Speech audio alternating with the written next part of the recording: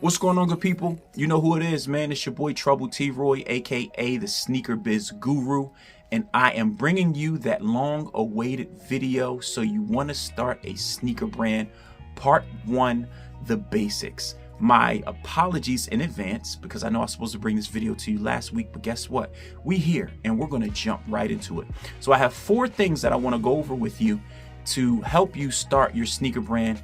And again, this video is part 1, which is the basics. So number 1, the first thing that you want to do when starting your own sneaker brand is being as creative as possible.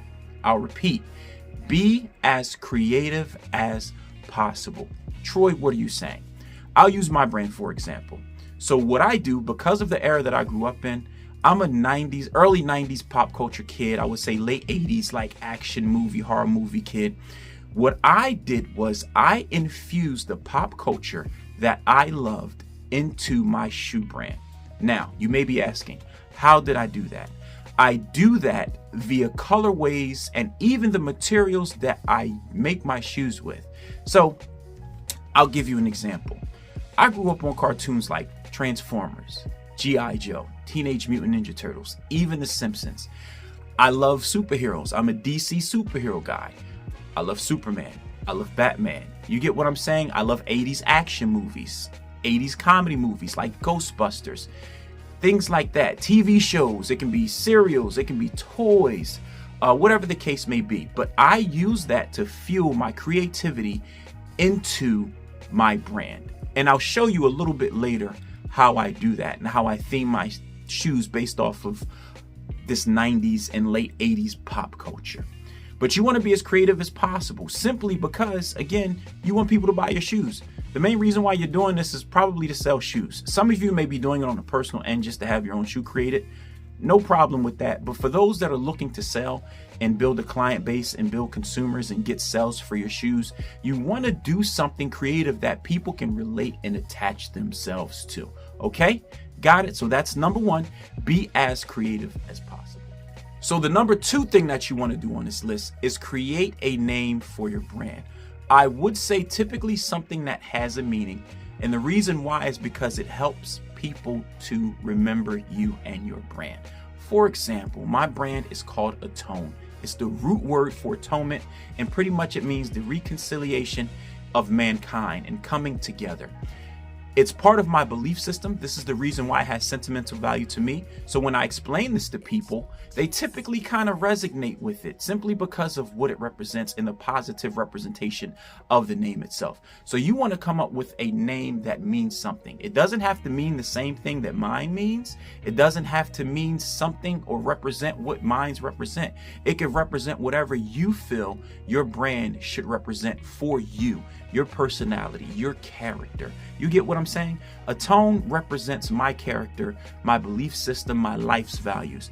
You can have your brand represent your own characteristics, belief system, and life values. But you want to be as creative as possible because when it has a meaning, people typically attach to a story and meaning. So it makes your brand memorable. So then when you do have a client base or a customer base, you may have a niche base based off of the meaning, or is it something that you want to have a broad definition that everybody can relate to? Like, I feel like Atone is something that everyone can relate to, though I feel like my creativity portion caters more to a niche market. But again, later down the line in this series, we'll go over that portion. But again, this is the basics. So make sure you choose a name that has meaning, and also too, that's easy for people to remember. You don't want to have a crazy name in the sense that it makes people difficult to keep in their mind. You want to have it to be easy to remember. It could be funny. It could give somebody a laugh. I think that's a good marketing tool for the name of your brand. But whatever you decide, make sure the name of your brand has a meaning because it'll resonate. All right, number 3 on the list. Discover what style of shoe you want to create. Now, I'll say this, there may be multiple styles of shoes that you actually want to create. For me, because I like the style and the structure of the shoe, I started with a running style shoe. I used inspiration from ASIC, from Nike, from Saucony, New Balance. I used those inspirations in order to create the shoe that I felt like was the best silhouette and represented what I wanted it to represent. You may want to create running shoes. You may want to create basketball shoes. You may want to create high-end lifestyle shoes like designer brands do. But mine is kind of a mixture of a running / lifestyle brand shoe. And here is my brand. I know I said I would show you, but it's called Atone. Like we talked about in point number 2 with having a creative name. And as you can see, it's a running style shoe. And you can probably see the influences. Like I stated, you have some Nike influences. You have some ASIC influences, New Balance, Saucony. Because again, how I grew up. But I started with the running / designer lifestyle shoe type.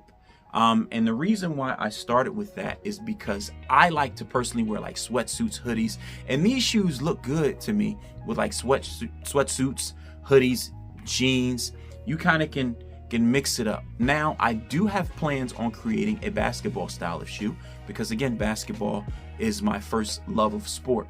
So I'm going to do something dope with a basketball shoe. I may just do a regular lifestyle shoe that's not running. That's just something that you can relax in. But you want to discover the style of shoes that you want to create. Now, specifically, you want to narrow it down to the one that you want to start with. And that's why I started with this one. I have other designs and things like that, but this is my Atone TR-1 model, the very first Atone model. And I'll also get into what this colorway and you know, the unique materials represent shortly.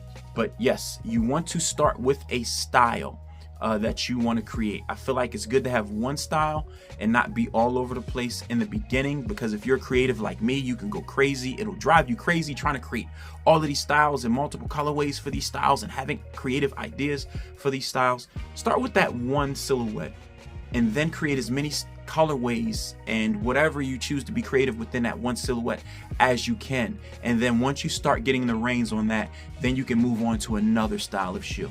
All right, so okay, and point number 4, get to designing. So you want to start designing your shoe. You may or may not know how to draw. For those of you that do, you want to start getting some sketches together. For those of you that don't, it's an easy lead way and reasonable lead way to get you help. You can use Fiverr, for example, and no, nobody's promoting this video, but this is something that I've used that has helped me in the past with designing. But you can hire an artist to sketch out your shoe designs. So you want to get designing, start thinking of your colorways, start thinking of what you want them to represent, start thinking of how you want the silhouette of your shoe to look. You want to get your designs down. Now, you don't have to be super specific, but get this idea out there so you can share it with your artist, or you can share it with your manufacturer, which again, down the line, I will make sure you get that information. So don't fret, don't worry. You're going to get the information on how to have your shoes produced. So just chill, I got you. But yes, you want to get that design going, that design phase going, and starting to think of colorways and shoes that you want to develop. I would say start with 3 colorways. I started with initially 4, so 3 to 4 colorways that you want to release. And I did mine seasonal. I did like a winter, spring, summer, fall style type shoe. Now, don't get me wrong, colorways can fall within any season, but that's how I kind of gave myself direction and where to start. So that's what you want to do. Think of your colorways, think of the structure, design, think of your materials that you want to have your shoes made with potentially. And then go from there. And then guess what? That's going to take you to the next phase in trying to start getting your potential prototypes made. So in video 2, I will discuss prototype creation. I will discuss materials. I'll actually discuss a little bit of colorways since we're at the end of point 4. So this one, I'll give you the backstory behind this shoe. As you can see, it has a very unique Silver Surfer kind of metallic look on the toe box and in the back, right? You see that. You see the colorway, royal blue, black, also silver here with a tone. And you see my logo. So also in the design phase, you probably want to come up with a logo and a logo idea for your shoes. But you see this shoe. This shoe is based off of one of my pop culture references that I mentioned in point 1 when being creative is possible. Is I used to love watching G.I. Joe. So this shoe is called the Atone TR-1 Cobra, as it's inspired by Cobra Commander of the 1980s cartoon G.I. Joe.